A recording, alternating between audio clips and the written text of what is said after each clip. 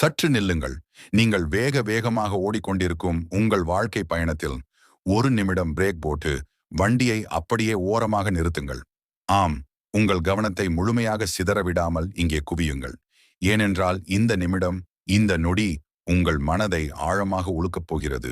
உங்கள் வாழ்க்கையையே தலைகீழாக மாற்றி உங்களை ஒரு புதிய மனிதனாக உருமாற்றப் போகிறது. இன்று நான் உங்களிடம் ஒரு சாதாரண விஷயத்தை பேச வரவில்லை. பல வருடங்களாக நீங்கள் யாருக்கும் தெரியாமல் இருட்டு அறைக்குள் அழுது கொண்டிருக்கும் ஒரு தீராத வலிக்கான மருந்தை, ஒரு மாபெரும் உளவியல் ரகசியத்தை உடைக்கப் போகிறேன். உங்களிடம் ஒரு மிக முக்கியமான கேள்வியை கேட்கிறேன்.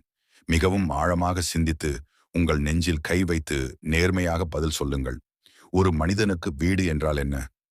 உலகமே திரண்டு வந்து நம்மை அவமானப்படுத்தினாலும், 1000 பேர் நம்மை தூற்றி பேசினாலும், மாலை வீடு திரும்பியதும் அப்பாடா என நிம்மதியாக சாய்ந்து உறங்கும் ஒரு அமைதியான சொர்க்கம்தான் வீடு, இல்லையா?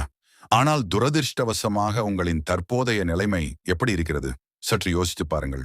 உங்கள் வீட்டு வாசற் கதவின் சத்தம் கேட்டாலே உங்கள் அடிவயிறு கலங்குகிறதா? உங்கள் மொபைல் போனில் ஒரு குறிப்பிட்ட நபரிடமிருந்து அழைப்பு வந்தால் உங்கள் இதயம் வழக்கத்தை விட வேகமாக படபடவென அடித்துக் கொள்கிறதா? கைகால்கள் எல்லாம் காரணமில்லாமல் சில்லிட்டு வியர்க்கிறதா? யார் அவர்கள்? அவர்கள் எங்கோ மூலை முடுக்கில் இருக்கும் முன்பின் தெரியாத எதிரிகள் அல்ல. அவர்கள் உங்கள் சொந்தங்கள், உங்கள் இரத்த உறவுகள், உங்களுடன் பிறந்தவர்களாகவோ அல்லது உங்களை பெற்றெடுத்தவர்களாகவோ கூட இருக்கலாம். உங்களை இந்த உலகின் அத்தனை ஆபத்துகளில் இருந்தும் அரணாக நின்று பாதுகாக்க வேண்டியவர்களே. உங்களை மனதளவில் சித்திரவதை செய்து உங்களை பைத்தியம் பிடிக்கும் நிலைக்கு தள்ளுகிறார்கள் என்றால் நீங்கள் ஒரு மிக மிக ஆபத்தான சூழலில் சிக்கிக் கொண்டிருக்கிறீர்கள் என்று அர்த்தம். எனக்கு மட்டும் ஏன் இப்படி நடக்கிறது? ஒருவேளை நான் தான் மோசமானவனோ? என் குணத்தில்தான் ஏதோ மிகப்பெரிய குறை இருக்கிறதோ என்று உங்களை நீங்களே ஒவ்வொரு நாளும் குற்ற உணர்ச்சியால் சிலுவையில் அறைந்து கொள்கிறீர்களா? இனி அந்த தேவையற்ற கவலை வேண்டாம் உறவுகளே. இன்று முதல் உங்கள் தலையெழுத்து மாறப்போகிறது.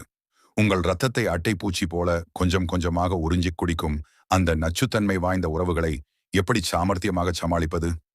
அவர்கள் கூடவே ஒரே கூரையின் கீழ் வாழ்ந்து கொண்டு, அவர்கள் விரிக்கும் எந்த மாய வலையிலும் விழாமல், அவர்கள் போடும் எந்த ஆட்டத்திற்கும் பலியாகாமல், ஒரு கம்பீரமான ராஜாவைப் போல, ஒரு ஆளுமை மிக்க மகாராணியைப் போல எப்படி கெத்தாக வாழ்வது? இதற்காக நீங்கள் யாரிடமும் கத்தி சண்டை போட வேண்டாம். யாரையும் தாக்க வேண்டாம். வீட்டை விட்டு நள்ளிரவில் ஓடி ஒளியவும் வேண்டாம். ஆனால் உங்கள் அமைதியை கொண்டே அவர்களை ஆணிவேர் வரை ஆட்டம் காண வைக்கலாம்.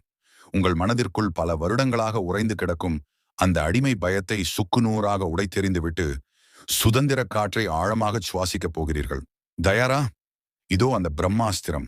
உளவியல் அடிமைத்தனமும் மூளையில் அடிக்கப்பட்ட ஆணியும் நமக்கு சிறு வயதிலிருந்தே இந்த சமூகம் என்ன சொல்லிக் கொடுத்து வளர்த்திருக்கிறது? சொந்தம் என்பது கோவில் மாதிரி. அம்மா அப்பா என்பவர்கள் கண் கண்ட தெய்வங்கள். ரத்தம் ரத்தத்தை தான் தேடும். அண்ணன் தம்பிக்கு உதவுவது போல இந்த உலகத்தில் வேறு எவனும் உதவ மாட்டான். இப்படியெல்லாம் கேட்பதற்கு மிகச் சுவாரஸ்யமாகவும் சினிமா பாடல்களுக்கு அருமையாகவும் இருக்கும். ஆனால் நிஜ வாழ்க்கையின் சுடும் உண்மை என்ன தெரியுமா? பல பேருக்கு குடும்பம் என்பது ஒரு கோவில் அல்ல. அது கண்ணுக்கு தெரியாத இரும்பு கம்பிகளாலான ஒரு சிறைச்சாலை. அது ஒரு சித்திரவதை கூடம். உங்கள் உடல் என்றாவது உங்களிடம் பொய் சொல்லுமா? ஒருபோதும் சொல்லாது. உங்கள் மூளை வேண்டுமானால் 1000 சமாதானங்களை சொல்லிக் கொள்ளலாம். அவர் நம் அண்ணன் தானே, உரிமையில் திட்டுகிறார். பெரியவர்கள் தானே, கோபத்தில் ஏதோ வார்த்தையை விட்டுவிட்டார்கள் என்று உங்களை நீங்களே ஏமாற்றிக் கொள்ளலாம். ஆனால் அந்த குறிப்பிட்ட நபரின் பெயரை கேட்டவுடனேயே உங்கள் உடலுக்குள் ஏதோ ஒன்று பதறுகிறது அல்லவா? தொண்டை அடைகிறதா? வார்த்தைகள் உளறுகிறதா? ஏன் இப்படி நடக்கிறது? கியூரியாசிட்டி என்னவென்றால், ஒரு அடர்ந்த இருட்டு காட்டுக்குள் திடீரென ஒரு பசியுள்ள சிங்கத்தை பார்த்தால் ஒரு மான் எப்படி மரண பயத்தில் நடுங்குமோ, அதே போன்ற ஒரு பயத்தைத்தான் நீங்கள் உங்கள் சொந்த வீட்டுக்குள்ளேயே அனுபவித்துக் கொண்டிருக்கிறீர்கள். இது பாசம் அல்ல. இது 100% உளவியல் அடிமைத்தனம். Psychological slavery. சாணக்கியர் என்ன கூறுகிறார் தெரியுமா? விஷப்பாம்பு ஒன்று தவறுதலாக வீட்டுக்குள் நுழைந்து விட்டால் அதற்கு பால் வைத்து பூஜை செய்பவன் முழுமுட்டாள். அதை அடித்து விரட்டுபவன் தான் உண்மையான அறிவாளி. ஆனால் இங்கே அந்த பாம்பே நம்முடன் பிறந்திருந்தால் என்ன செய்வது? அந்த நச்சு உறவை எப்படி லாவகமாக கையாள்வது என்று தெரியாமல் தான் இத்தனை காலமும் நீங்கள் விழுபிதுங்கி நின்றிருக்கிறீர்கள். கொஞ்சம் எதிர்த்து பேசினால் வாயாடி திமிர் பிடித்தவன் என்று முத்திரை குத்துவார்கள். எதுவும் பேசாமல் அமைதியாக இருந்தால் ஊமை கொட்டான் இளிச்சவாயன் என்று ஏறி மிதிப்பார்கள். இப்படி 2 பக்கமும் நெருப்பு எரியும் ஒரு இக்கட்டான நிலையில் நீங்கள் மாட்டிக்கொண்டிருக்கிறீர்கள். இதற்கெல்லாம் மூல காரணம் என்ன தெரியுமா? உங்கள் மூளையில் சிறு வயதிலேயே அடிக்கப்பட்ட ஒரு துருப்பிடித்த ஆணி. ஏன் உங்களால் மற்ற வெளி ஆட்களிடம் பேசுவது போல தைரியமாக உங்கள் வீட்டு நபர்களிடம் பேச முடிவதில்லை? ஏன் அவர்கள் முன்னால் மட்டும் கூனி குறுகி உங்கள் சுயமரியாதையை அடகு வைக்கிறீர்கள்? இதற்கான விடை உங்கள் சிறுவயது பழக்க வழக்கத்தில் புதைந்து கிடக்கிறது. நீங்கள் ஒரு சிறிய குழந்தையாக எதையும் தன்னிச்சையாக செய்ய முடியாத நிலையில் இருந்தபோது அவர்கள்தான் உங்களுக்கு உணவளித்தார்கள். அவர்கள்தான் உங்களுக்கு இந்த உலகமாக இருந்தார்கள்.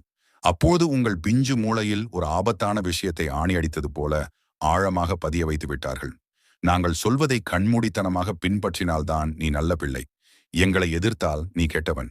எங்களை எப்பொழுதும் சந்தோஷமாக வைத்துக் கொண்டால் மட்டுமே நீ இந்த வீட்டில் நிம்மதியாக உயிர் வாழ முடியும் என்ற எழுதப்படாத சட்டத்தை உங்கள் ஆழ்மனதில் விதைத்து விட்டார்கள். ஒரு யானைக்குட்டியின் கதை உங்களுக்கு தெரியுமா? இது வெறும் கதை அல்ல. இதுதான் உங்கள் வாழ்க்கையின் கண்ணாடி. காட்டுக்குள் சுதந்திரமாக திரிய வேண்டிய ஒரு யானையை குட்டியாக இருக்கும்போதே பிடித்து வந்து அதன் காலில் ஒரு சிறிய ஆனால் உறுதியான கயிற்றை கட்டி ஒரு மரத்தோடு பிணைத்து வைப்பார்கள். அந்த குட்டி யானை தன் முழு பலத்தையும் பிரயோகித்து அந்த கயிற்றை அறுக்கத் துடிக்கும். ஆனால் அதன் பிஞ்சு கால்களால் அந்த வலிமையான கயிற்றை அறுக்க முடியாது. பல நாட்கள் தொடர்ந்து போராடி போராடி தோற்றுப்போன அந்த யானைக்குட்டி ஒரு கட்டத்தில் நம்மால் இந்த கயிற்றை அறுக்கவே முடியாது, நம் பலம் அவ்வளவுதான் என்று ஆழமாக நம்பத் தொடங்கிவிடும். வருடங்கள் உருண்டோடும். அந்த யானை வளர்ந்து பெரிய மலை போல அசுர பலம் கொண்ட பிரம்மாண்டமான விலங்காக மாறும். இப்போது பாகன் அதே பழைய மெல்லிய கயிற்றை கொண்டுதான் அந்த பெரிய யானையை கட்டி வைப்பான். இப்போது அந்த யானை நினைத்தால் ஒரே ஒரு உதறலில் அந்த கயிற்றை மட்டுமல்ல, அந்த மரத்தையே வேரோடு பிடுங்கி எறிந்துவிட்டு செல்ல முடியும். ஆனால் வியக்கத்தக்க உண்மை என்னவென்றால், அந்த யானை ஒருபோதும் அப்படி செய்ய முயற்சிக்கவே செய்யாது. ஏனென்றால் அது தன்னை தடுத்து நிறுத்துவது அந்த கயிறு அல்ல, தன் மனதிற்குள் இருக்கும் நம்மால் முடியாது என்ற சிறுவயது நம்பிக்கை என்பதை அது அறியாது. என் அன்பான உறவுகளே, நீங்களும் அந்த பலம் பொருந்திய யானையைப் போலத்தான். இப்போது உங்களுக்கு 30 அல்லது 40 வயதாகிவிட்டது. நீங்கள் நன்றாக சம்பாதிக்கிறீர்கள். சமூகத்தில் தனி ஆளாக நிமிர்ந்து நிற்கிறீர்கள். உலகம் முழுவதும் தைரியமாக சுற்றி வருகிறீர்கள். ஆனால் அந்த குறிப்பிட்ட சொந்தக்காரர்கள் முன்னால் சென்று நின்றால் மட்டும் உங்கள் ஒட்டுமொத்த தைரியமும் காணாமல் போய் மீண்டும் அந்த பயந்த சுபாவம் உள்ள 5 வயது குழந்தையாகவே மாறிவிடுகிறீர்கள். அவர்கள் ஒரு வார்த்தை அதிகாரமாக அதட்டினால் உங்கள் வாய் தானாகவே இறுக மூடிக்கொள்கிறது. உங்கள் மூளைக்குள் அபாயம் அபாயம் என்று ஒரு எச்சரிக்கை மணி ஒலிக்கிறது. இது ஒரு திட்டமிட்ட மாயவலை. இன்னொரு அதிர்ச்சிகரமான கொடுமையான உண்மையையும் இங்கே நான் உடைக்கிறேன். இந்த முழு விஷயமும் அவர்களுக்கு மிக நன்றாகவே தெரியும். ஆம், உங்களின் உணர்ச்சிகளை எப்படி இயக்குவது என்பதற்கான ரிமோட் கண்ட்ரோல் அவர்கள் கையில் தான் இருக்கிறது. எந்த பட்டனை அழுத்தினால் நீங்கள் கண் கலங்குவீர்கள், எந்த வார்த்தையை கூறினால் நீங்கள் குற்ற உணர்ச்சியில் துடிதுடிப்பீர்கள், எந்த பழியை போட்டால் நீங்கள் நிலை தடுமாறி போவீர்கள் என்பது அவர்களுக்கு அத்துப்படி. ஏனென்றால் அந்த பட்டன்களை உங்கள் மனதிற்குள் செட் செய்ததே அவர்கள்தான். உனக்கெல்லாம் துளி கூட அறிவே இல்லை. நீ எதற்குமே லாயக்கற்றவன். குடும்ப கௌரவத்தை மண்ணில் தோண்டி புதைக்காதே. உனக்கு இப்போதெல்லாம் திமிரு ரொம்ப அதிகமாகிவிட்டது. இந்த வசனங்களை எல்லாம் கேட்டு கேட்டு உங்கள் காதுகள் புளித்து போயிருக்கும் இல்லையா? இந்த வார்த்தைகளை அவர்கள் ஏன் உங்கள் மீது அம்பு போல வீசுகிறார்கள் தெரியுமா? உங்கள் நல்லதுக்காகவா? சத்தியமாக இல்லை. எந்த காலத்திலும் இல்லை. தங்களின் ஈகோவை சீண்டி பார்த்து கொள்ளவும், தங்கள் ஆதிக்கத்தை உங்கள் மீது நிலைநிறுத்தி நிம்மதி அடையவுமே உங்களை ஒரு நிரந்தர பலியாடாக ஆக்கிக் கொண்டிருக்கிறார்கள். விவாதம் செய்யாதே, சாணகியரின் தந்திரம். இப்பொழுது நாம் சாணகியரின் ராஜதந்திரத்தை கையில் எடுப்போம். உங்கள் கவனத்தை இன்னும் சற்று கூர்மையாக்குங்கள். இதுதான் இந்த ஒட்டுமொத்த பதிவின் உயிர்நாடி. நீங்கள் உங்கள் நச்சு உறவுகளிடம் நேருக்கு நேர் சண்டையிட்டு எப்போதாவது வெல்ல முடியுமா? உங்கள் மனதிற்குள் நீங்கள் ஆயிரக்கணக்கான முறை ஒத்திகை ரிஹார்சல் பார்த்திருப்பீர்கள். இன்று மட்டும் அவன் என்னை இப்படி சொல்லட்டும், நான் அவனுக்கு சரியான பதிலடி கொடுப்பேன். இதுவரை செய்த அத்தனை பழைய கணக்குகளையும் இன்று ஒரே அடியாக தீர்த்து கட்டுவேன் என்று ஒரு மாபெரும் வீரனைப் போல வெறியோடு சொல்வீர்கள். அங்கே சென்று மிக நியாயமாக, ஆணித்தரமாக, ஆதாரங்களோடு பேசுவீர்கள். நீதிமன்றத்தில் வாதாடும் ஒரு தலை சிறந்த வழக்கறிஞரைப் போல பாயிண்டாக உங்கள் நியாயத்தை எடுத்துரைப்பீர்கள். ஆனால் யதார்த்தத்தில் அங்கே என்ன நடக்கும்? நீங்கள் 2 வார்த்தைகள் முழுமையாக பேசி முடிப்பதற்குள் அவர்கள் உங்களை இடைமறித்து வெட்டுவார்கள். ஓஹோ, நீ பெரிய இவனாகிவிட்டாயா? ரொம்பவும் வாயாடியாகிவிட்டாய். உன்னைவிட பெரியவர்களை எப்படி மதிக்க வேண்டும் என்று கூட உனக்கு தெரியவில்லை என்று நீங்கள் பேச வந்த விஷயத்திற்கும் அவர்கள் சொல்லும் குற்றச்சாட்டுக்கும் சம்பந்தமே இல்லாமல் திசை திருப்புவார்கள். திடீரென 15 வருடங்களுக்கு முன்பு நீங்கள் எந்த விவரமும் அறியாத வயதில் செய்த ஒரு சிறு தப்பை கிளறி அதை இப்போது பெரிதாக குத்தி காட்டுவார்கள். பேச்சை பாதியிலேயே மாற்றுவார்கள். அல்லது திடீரென கண்ணீர் விட்டு அழுது பெரிய நாடகமே போடுவார்கள். இதையெல்லாம் பார்த்து சுற்றி இருப்பவர்கள் உங்களைத்தான் தவறாக நினைப்பார்கள். கடைசியில் ச்சே, இவர்களிடம் போய் நாம் நியாயம் கேட்டோமே என்று நீங்கள்தான் தலை குனிந்து அசிங்கப்பட்டு அவமானப்பட்டு நிற்பீர்கள். ஏன் இப்படி நடக்கிறது என்று எப்போதாவது சிந்தித்திருக்கிறீர்களா? ஏனென்றால் நீங்கள் விளையாடும் நேர்மையான ஆட்டம் வேறு, அவர்கள் விளையாடும் தந்திரமான ஆட்டம் வேறு. சாணக்கியர் ஒரு அற்புதமான வாக்கியத்தை கூறுகிறார். முட்டாள்களிடமும் பிடிவாதக்காரர்களிடமும் விவாதம் செய்வது என்பது ஒரு பெரிய பாறாங்கல்லில் போய் உங்கள் தலையை நீங்களே முட்டிக்கொள்வதற்கு சமம். அங்கே வலி கல்லுக்கு அல்ல, உனக்குத்தான். அவர்கள் ஆடும் ஆட்டத்தில் எந்த விதமான சட்டத்திட்டங்களோ நியாய தர்மங்களோ கிடையாது. அவர்கள் அந்த நேரத்தில் என்ன நினைக்கிறார்களோ அதுதான் சட்டம். அவர்கள் ஜெயிக்கும் வரை அந்த ஆட்டத்தின் விதிகளை தங்களுக்கு சாதகமாக மாற்றிக்கொண்டே இருப்பார்கள். அப்படிப்பட்ட ஒரு போலியான முரட்டுத்தனமான ஆட்டத்தில நீங்கள் நேர்மையாக விளையாடி ஒருபோதும் ஜெயிக்கவே முடியாது. அப்படியென்றால் என்னதான் செய்வது? அந்த ஆட்டத்தை விட்டே வெளியே வர வேண்டும். அவர்களுடன் விளையாட மறுக்க வேண்டும். இனிமேல் அவர்கள் உங்களை குத்தி காட்டினார்களா, உங்களை கேவலமாக பேசினார்களா, ஒருபோதும் அவர்களுக்கு பதில் சொல்லாதீர்கள். நான் அப்படி செய்யவில்லை என்று எந்த விளக்கமும் கொடுக்காதீர்கள். உங்களை ஒரு நல்லவன் என்று நிரூபிக்க ஒருபோதும் முயற்சிக்காதீர்கள். ஒரு உதாரணத்தை சொல்கிறேன். சாலையில் மனநலம் பாதிக்கப்பட்ட ஒருவர் நின்று கொண்டு சத்தமாக கத்துகிறார், கண்டபடி மண்ணை வாரி தூற்றுகிறார் என்று வைத்துக் கொள்வோம். நீங்கள் அவரிடம் போய், ஏன் இப்படி மண்ணை போடுகிறாய், உனக்கு என்ன பிரச்சனை என்று சண்டை போடுவீர்களா? மாட்டீர்கள் அல்லவா? பாவம், அவருக்கு ஏதோ மனநலம் சரியில்லை என்று பரிதாபப்பட்டு அமைதியாக அந்த இடத்தை விட்டு விலகிச் செல்வீர்கள் தானே? அதே மனநிலையோடு தான் இந்த நச்சு உறவுகளையும் நீங்கள் அணுக வேண்டும். அவர்கள் கத்துவது அவர்களின் வியாதி, அவர்களின் கோபம் அவர்களின் சொந்த பிரச்சனை. அதற்கும் உங்களுக்கும் எள்ளளவும் சம்பந்தமில்லை. அவர்களின் விஷ வார்த்தைகளை உங்கள் மனதிற்குள் அனுமதிக்காதீர்கள். லட்சுமியின் புரட்சி ஒரு நிஜ கதை. இதை உங்களுக்கு இன்னும் தெளிவாக புரிய வைக்க லட்சுமி என்ற ஒரு பெண்ணின் நிஜ கதையை சொல்கிறேன். கேளுங்கள். லட்சுமிக்கு அவளுடைய அம்மா என்றால் உயிர். ஆனால் லட்சுமி தன் அம்மாவுக்காக என்ன செய்தாலும் அதில் ஒரு குறையை கண்டுபிடிப்பதுதான் அந்த அம்மாவின் பிறவி குணம். லட்சுமி தலைகீழாக நின்று தண்ணீர் குடித்தாலும் நீ குடிக்கும் கோணம் தவறு என்றுதான் அந்த அம்மா சொல்வார். லட்சுமி மணக்கச் சமைத்தால் இதில் உப்பில்லை, காரமில்லை என்பார். வீட்டை சுத்தமாக பெருக்கினால் மூளையில் தூசி இருக்கிறது என்பார். லட்சுமி தன் தலைமுடியை விரித்து போட்டால் பேயைப் போல இருக்கிறாய் என்பார். அழகாக கொண்டை போட்டால் வயதான கிழவியைப் போல இருக்கிறாய் என்பார். பாவம் லட்சுமி எப்படியாவது தன் அம்மாவை திருப்திப்படுத்தி அவர் வாயிலிருந்து என் பொண்ணு சூப்பரா செஞ்சிருக்கா என்ற ஒரே ஒரு நல்ல வார்த்தையை கேட்டுவிட மாட்டோமா என்று தன் வாழ்நாள் முழுவதும் போராடி கொண்டே இருந்தாள். ஏங்கி ஏங்கி அழுது அவள் கண்ணீர் வற்றியதுதான் மிச்சம். ஒரு நாள் ஞாயிற்றுக்கிழமை. வீட்டில் அனைவரும் மதிய உணவு சாப்பிட ஒன்றாக அமர்ந்திருக்கிறார்கள். கோழி குழம்பு வாசனை வீடு முழுவதும் கமகமக்கிறது. ஆனால் லட்சுமிக்கு மட்டும் பசியே இல்லை. அவளது அடிவயிற்றில் ஒரு இனம் புரியாத பயம். அவள் நினைத்தது போலவே அவளது அம்மா தன் நாடகத்தை ஆரம்பித்தார். உன் தங்கையின் வீட்டை போய் பார். அவளுடைய வீட்டை எப்படி சுத்தமாக ஒரு அரண்மனை போல வைத்திருக்கிறாள். நீ இருக்கியே, உன்னுடைய வீட்டை ஒரு மாட்டுத் தொழுவம் போல குப்பையாக வைத்திருக்கிறாய். உனக்கெல்லாம் எதுக்கு கல்யாணம் செய்து வைத்தேன் என்று எனக்கு தெரியவில்லை என்று வார்த்தைகளால் சாட்டை அடி கொடுத்தார். வழக்கமாக இப்படி சொன்னால் லட்சுமி என்ன செய்வாள்? கும்முறி அழுது கொண்டே, எனக்கு நேரம் இல்லை அம்மா, ஆபீஸ் சென்று விட்டு வர இரவாகி விடுகிறது, மிகவும் சோர்வாக இருக்கிறது என்று கெஞ்சுவாள். அல்லது கோபித்துக் கொண்டு பாதியிலேயே சாப்பிடாமல் அழுது கொண்டே எழுந்து சென்று விடுவாள். இதுதான் அவளது அம்மாவுக்கு தேவை. லட்சுமி கண்ணீர் விட்டு அழுதால்தான் அந்த அம்மாவின் ஈகோ திருப்தி அடையும். அடுத்தவரை ஆட்டி படைக்கிறோம் என்ற சந்தோஷம் கிடைக்கும். ஆனால் அன்றைக்கு லட்சுமி ஒரு வித்தியாசமான முடிவை எடுத்தாள். சாணக்கியரின் தந்திரத்தை தன் கையில் எடுத்தாள். அம்மா அந்த கொடூரமான வார்த்தைகளை சொல்லி முடித்தவுடன் லட்சுமி நிதானமாக நிமிர்ந்து தன் அம்மாவை பார்த்தாள். அவளது கண்களில் ஒரு துளி கூட பயமோ கண்ணீரோ இல்லை. மிகவும் அமைதியான உணர்ச்சியற்ற குரலில், ஆமாம் அம்மா, நீ சொல்வது 100% சரிதான். தங்கையின் வீடு மிகச் சூப்பராக இருக்கும். அவளைப் போல வீட்டை சுத்தமாக வைத்துக்கொள்ள இந்த உலகத்தில் வேறு யாருக்கும் வராது என்று மிகவும் இயல்பாகச் சொல்லிவிட்டு தனது தட்டில் இருந்த உணவை மிக ரசித்து சாப்பிட ஆரம்பித்து விட்டாள்.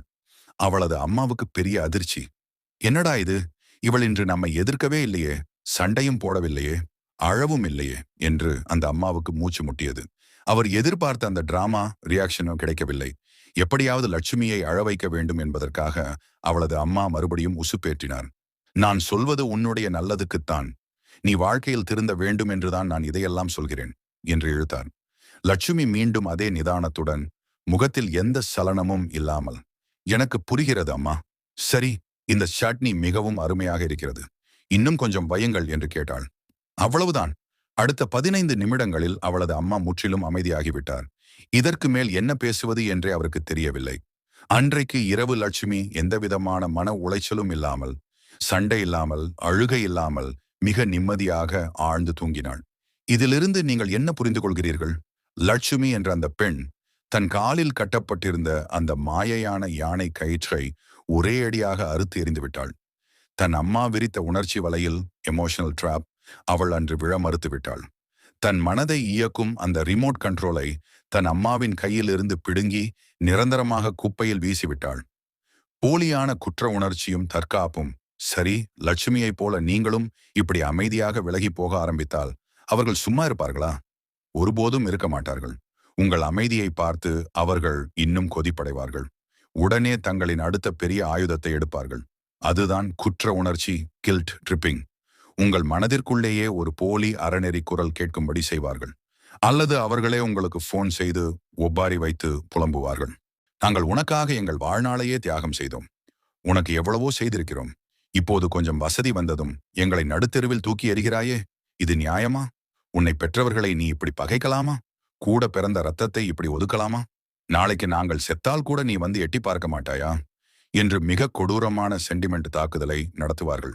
இதை கேட்கும் போதே உங்கள் நெஞ்சு பக்கு பக்கென்று அடித்துக் கொள்கிறது அல்லவா?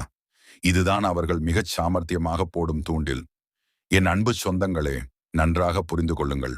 இப்பொழுது உங்களுக்குள் ஏற்படும் இந்த குற்ற உணர்ச்சி இருக்கிறதே, இது உண்மையானது கிடையாது. இது முற்றிலும் போலியானது.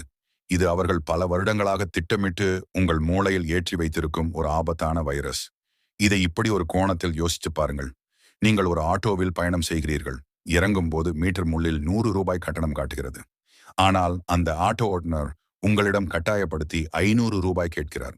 நீங்கள் முடியாது, மீட்டரில் உள்ளதை மட்டுமே தருவேன் என்று திட்டவட்டமாக சொல்கிறீர்கள். உடனே அந்த நபர், ஐயோ, என் குழந்தை வீட்டில் பட்டினியாக கிடக்கிறதே, இப்படி இரக்கமில்லாமல் நடந்து கொள்கிறீர்களே ஐயா என்று போலியாக அழுகிறார். அப்போது உங்களுக்கு குற்ற உணர்ச்சி வருமா? வராது. ஏனென்றால் அவன் உங்களை வெளிப்படையாக ஏமாற்றுகிறான் என்பது உங்கள் அறிவுக்கு தெளிவாக தெரியும். அதே லாஜிக் தான் இங்கும். உங்களின் உணர்ச்சிகளை, உங்களின் நேரத்தை, உங்களின் நிம்மதியை சுரண்டி பிழைக்கும் உணர்ச்சி பிசாசுகளிடம், எமோஷனல் வெம்பயர்ஸ், இனிமேல் என் வாழ்க்கையை நான் தரமாட்டேன் என்று சொல்வது சுயநலம் கிடையாது. அது உங்களை நீங்கள் தற்காத்துக் கொள்ளும் ஒரு கேடயம், செல்ஃப் டிஃபென்ஸ். ஒரு நல்ல ஆரோக்கியமான உறவு எப்படி இருக்கும் தெரியுமா? எனக்கு இன்றி மிகவும் சோர்வாக இருக்கிறது, நான் நாளை பேசுகிறேன் என்று நீங்கள் சொன்னால், பரவாயில்லை, நீ முதல்ல உன் உடம்பை பார்த்துக்கொள், நன்றாக ரெஸ்ட் எடு என்று உண்மையான அன்போடு சொல்வார்கள். ஆனால் இந்த நச்சு உறவுகள் எப்படி நடந்து கொள்வார்கள் தெரியுமா? நீ எப்படி என்னையே மீறி போகலாம்? நான் கூப்பிடும்போது வராமல் இருக்க உனக்கு அவ்வளவு திமிரா என்று உங்கள் நிலைமையை புரிந்து கொள்ளாமல் சண்டைக்கு வருவார்கள். உங்களை நீங்களே ஒரு ஆழமான கேள்வியை கேட்டுக்கொள்ளுங்கள். என் மன நிம்மதியும் என் வாழ்க்கையும் முக்கியமா? அல்லது அவர்கள் போடும் போலியான பாச நாடகம் முக்கியமா? உங்களை எந்த காரணத்திற்காகவும் காயப்படுத்துவதற்கு இந்த உலகில் யாருக்கும், எந்த உறவுக்கும் உரிமை கிடையாது. அவர்கள் உங்கள் பார்வையில் கடவுளாகவே இருந்தாலும் சரி. யதார்த்தத்தை ஏற்றுக்கொள்ளுதல், அக்செப்டன்ஸ். ஒரு கசப்பான உண்மையை இப்போது உங்கள் முகத்தில் அறையப் போகிறேன். இது கொஞ்சம் வலிக்கத்தான் செய்யும். ஆனால் இதை உங்கள் மண்டையில் ஆழமாக ஏற்றிக்கொள்ளுங்கள். சில ஜென்மங்களை இந்த உலகில் நீங்கள் தலைகீழாக நின்றாலும் மாற்றவே முடியாது. கரியை எவ்வளவு சோப்பு போட்டு கழுவினாலும் அது வெள்ளையாகுமா? ஒருபோதும் ஆகாது. நாயின் வாலை நிமிர்த்த முடியுமா? முடியாது. அவர்கள் அப்படித்தான் இருப்பார்கள். அவர்களின் DNA-விலேயே அது ஊறிவிட்டது. அடுத்தவர்களை காயப்படுத்துவதிலும் மற்றவர்கள் கஷ்டப்படுவதை பார்த்து ரசிப்பதிலும் அவர்களுக்கு ஒரு வக்ரமான இன்பம், சாடிஸ்டிக் பிளஷர். அவர்கள் கிட்டத்தட்ட ஒரு மனநோயாளியை போன்றவர்கள்தான். நீங்கள் அவர்கள் மீது எவ்வளவு தான் ஆண்டாவாக அன்பை கொட்டினாலும் சரி, அவர்கள் காலில் விழுந்து கெஞ்சினாலும் சரி, அவர்கள் மாறவே மாட்டார்கள். நீங்கள் எந்த கடவுளும் இல்லை.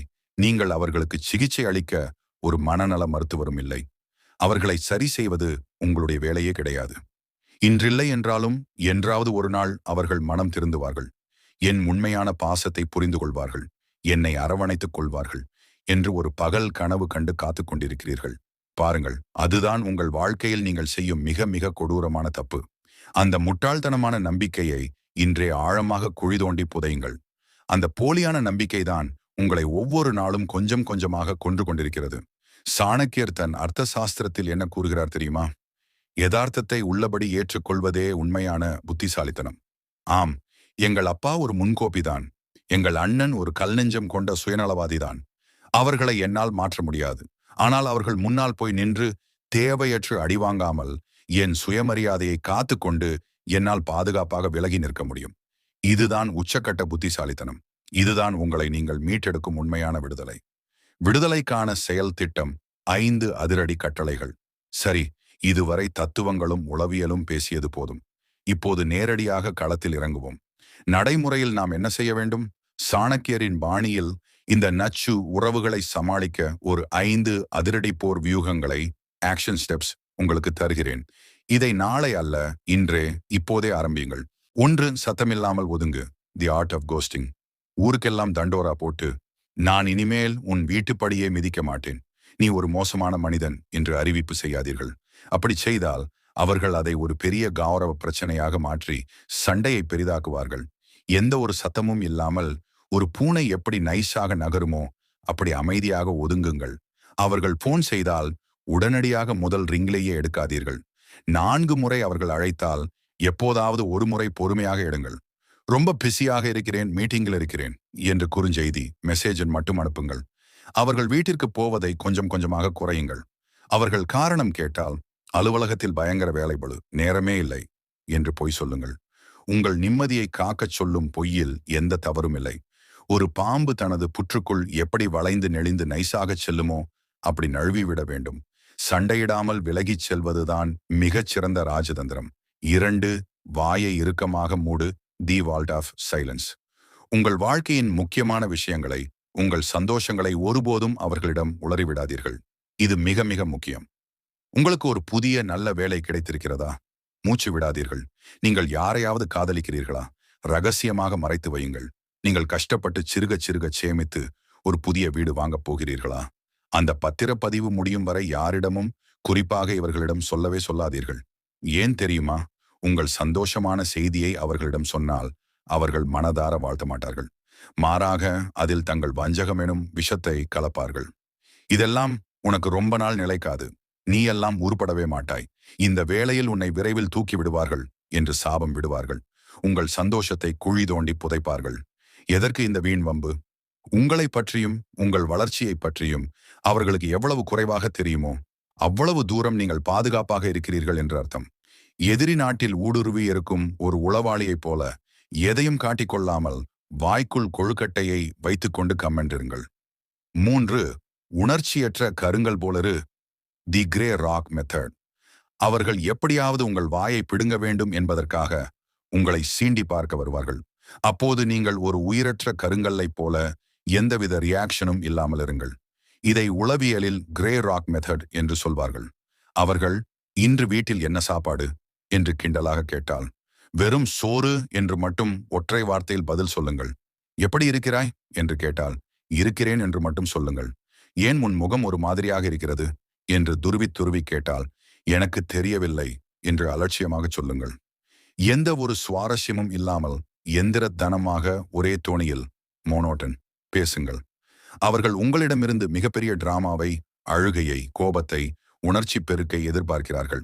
நீங்கள் அவர்களுக்கு மிகவும் சலிப்பூட்டும் போரிங் நபராக மாறிவிட்டால் அவர்கள், இவனிடம் பேசி ஒரு பிரயோஜனமும் இல்லை, இவன் ஒரு மந்தமான ஆள் என்று நினைத்துக்கொண்டு தங்கள் அரிப்பை தீர்த்து கொள்ள வேறொரு ஆளை தேடி போய்விடுவார்கள்.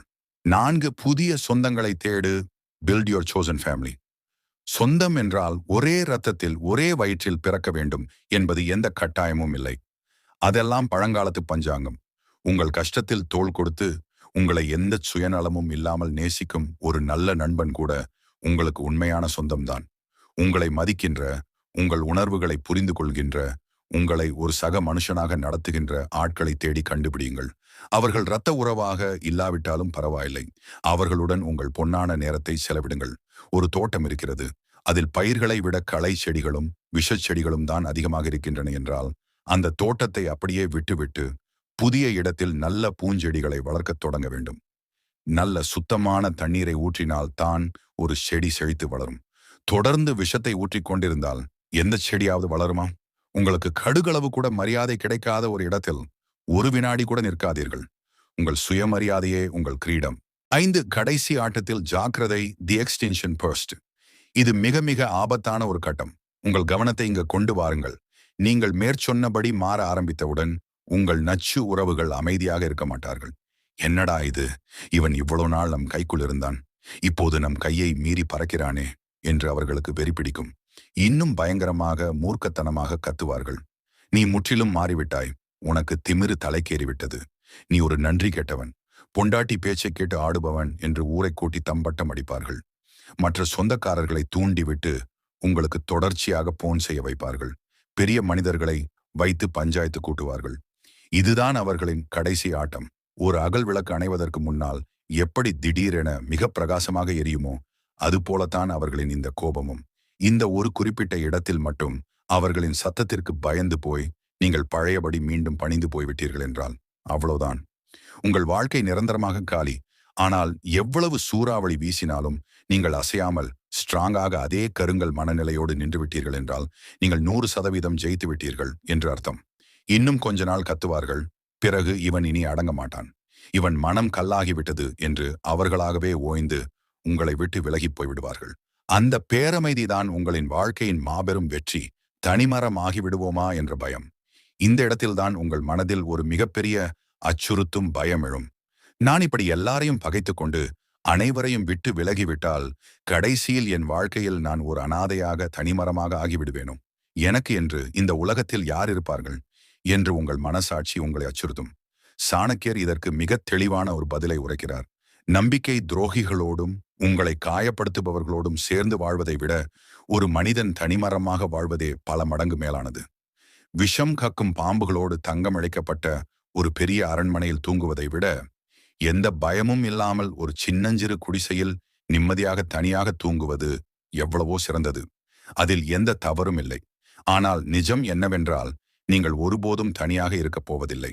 ஒரு வீட்டில் இருக்கும் பழைய துர்நாற்றம் வீசும் குப்பைகளை அள்ளி வெளியில் கொட்டினால்தான் அந்த இடத்திற்கு புதிய சுத்தமான காற்று உள்ளே வரும். இந்த நச்சுத்தன்மை வாய்ந்த மனிதர்களை உங்கள் வாழ்க்கையிலிருந்து தூக்கி எறிந்தால் மட்டுமே உங்கள் வாழ்வில் புதிய உண்மையான அன்பு கொண்ட நல்ல மனிதர்கள் உள்ளே வர முடியும். உங்களுக்கான உண்மையான கலப்படமற்ற அன்பு எங்கோ ஒரு இடத்தில் உங்களுக்காக காத்து கொண்டிருக்கிறது. அதை நீங்கள் முழுமையாக அனுபவிக்க வேண்டும் என்றால் உங்கள் கழுத்தை நெரித்துக் கொண்டிருக்கும் இந்த போலியான நச்சு அன்பை நீங்கள் குப்பையில் வீசியே ஆக வேண்டும். முடிவு உங்களுக்கான வாழ்க்கை. இந்த ஒரு நிதர்சனமான உண்மையை மிக ஆழமாக புரிந்து கொள்ளுங்கள். உங்களை இந்த கஷ்டத்திலிருந்து காப்பாற்ற வானத்திலிருந்து யாரும் குதிக்க மாட்டார்கள். எந்த மாய மந்திரவாதியும் வந்து உங்கள் பிரச்சனைகளை தீர்த்து வைக்கப் போவதில்லை. உங்களை நீங்கள் தான் காப்பாற்றிக் கொள்ள வேண்டும். என்னை எப்படி என் பெற்றவர்களே காயப்படுத்தலாம், என் சொந்த அண்ணனே இப்படி செய்யலாமா என்று தினமும் அழுது உருகாதீர்கள். அவர்கள் தங்கள் கடமையை சரியாக செய்யவில்லை என்பது உண்மைதான். அவர்கள் உங்களை கொடூரமாக காயப்படுத்திய போது அவர்களுக்கு துளி கூட வலிக்கவில்லை. இப்போது உங்களை அவர்களின் தாக்குதல்களில் இருந்து பாதுகாத்துக் கொள்ள வேண்டியது உங்களுடைய கடமை. இந்த உலகத்தில் உங்கள் மன நிம்மதியை விட, உங்கள் மன ஆரோக்கியத்தை விட பெரிய விஷயம் வேறு எதுவுமே இல்லை. அதை எவன் ஒருவன் கெடுக்க நினைத்தாலும் அவன் உங்களுக்கு சொந்தமில்லை. அவன் உங்களுக்கு நிரந்தர விரோதி மட்டுமே. கொஞ்சம் கற்பனை செய்து பாருங்கள். ஒரு நாள் காலை எந்தவிதமான மன அழுத்தமும் இல்லாமல் மிக உற்சாகமாக தூங்கி எழுகிறீர்கள். உங்கள் அடிவயிற்றில் அந்த பழைய பயம் இல்லை. பூனடித்தால் உங்கள் கைகளில் எந்த நடுக்கமும் இல்லை. இரவு படுக்கைக்கு சென்றால் யாருடைய வார்த்தைகளும் உங்கள் மனதை குத்தாமல் உடனே நிம்மதியாக ஆழ்ந்த தூக்கம் வருகிறது. வாரம் விடுமுறை நாட்களில் தேவையற்ற சண்டைகள் இல்லை, கண்ணீர் இல்லை. எப்படி இருக்கிறது இந்த வாழ்க்கை? இதுதான் உண்மையான சொர்க்கம். இது சுவர்க்கம் மாதிரி இருக்கிறது அல்லவா? இந்த சொர்க்கம் போன்ற வாழ்க்கை உங்களுக்கு வேண்டுமா? அப்படி என்றால் இன்றே இந்த நிமிடமே தீர்க்கமான முடிவெடுங்கள். உங்கள் மனதை அரித்துக் கொண்டிருக்கும் பயத்தை வேரோடு பிடுங்கி எறியுங்கள். நான் சொன்ன இந்த சாணக்கியரின் தந்திரங்களை உங்கள் வாழ்வில் ஒவ்வொன்றாக செயல்படுத்த தொடங்குங்கள். ஆரம்பத்தில் இது மிகவும் கஷ்டமாகத்தான் இருக்கும். குற்ற உணர்ச்சி உங்களை தடுமாற வைக்கும். ஆனால் நாட்கள் செல்ல செல்ல அந்த நச்சு வட்டத்தை விட்டு நீங்கள் வெளியே வரும்போது உங்களை நீங்களே ஒரு மகாராஜாவாக, ஒரு சக்தி வாய்ந்த மனிதராக உணர்வீர்கள். இப்பொழுது உங்களுக்கு ஒரு சிறிய ஹோம்ஒர்க் தருகிறேன். இந்த பதிவை படித்து முடித்தவுடனே உங்கள் வாழ்க்கையில் ஒரு சிறிய மாற்றத்தை செய்யுங்கள். அடுத்த முறை அந்த நச்சு உறவிடமிருந்து போன் வந்தால் அதை எடுக்காதீர்கள். அப்படியே அவர்கள் உங்களை நேரில் சந்தித்து திட்டினால் கூட எந்த பதிலும் பேசாமல் லட்சுமியைப் போல சரிங் என்று மட்டும் ஒரு சின்ன சிரிப்போடு சொல்லிவிட்டு அந்த இடத்தை விட்டு நகர்ந்து விடுங்கள். அப்பொழுது உங்கள் மனதிற்குள் ஒரு பிரம்மாண்டமான உணர்வு ஃப்ளிங் எழும் பாருங்கள். அடடே, இவ்வளவு நாள் இந்த சூட்சுமம் தெரியாமல் போய்விட்டதே, இவ்வளவு எளிதாக இவர்களை சமாளிக்கலாமா என்று உங்களுக்கு தோன்றும். அந்த சுதந்திரம், அந்த வெற்றி ஒரு அற்புதமான போதை போன்றது. அந்த நிம்மதியை ஒரு முறை நீங்கள் ருசித்து விட்டீர்கள் என்றால் அதன் பிறகு எந்த காலத்திலும் நீங்கள் அந்த பழைய அடிமை வாழ்க்கைக்கு திரும்பி போகவே மாட்டீர்கள். என் அன்பான சொந்தங்களே, நீங்கள் மிகவும் பலசாலி. நீங்கள் நெஞ்சுறுதி கொண்டவர்கள். இத்தனை காலமும் அந்த உளவியல் நரகத்தில் வாழ்ந்து கொண்டு இன்னமும் மனம் தளராமல் உயிரோடு நிமிர்ந்து நிற்கிறீர்கள் பாருங்கள். அதுவே மிகப்பெரிய சாதனை. இனி வரும் காலங்கள் உங்களுக்கானவை. இனிமேல் உங்கள் காலம், உங்கள் வாழ்க்கை முழுமையாக உங்கள் கையில் மட்டுமே உள்ளது. கடைசியாக உங்களிடம் ஒன்றை மட்டும் உரிமையோடு கேட்டுக்கொள்கிறேன்.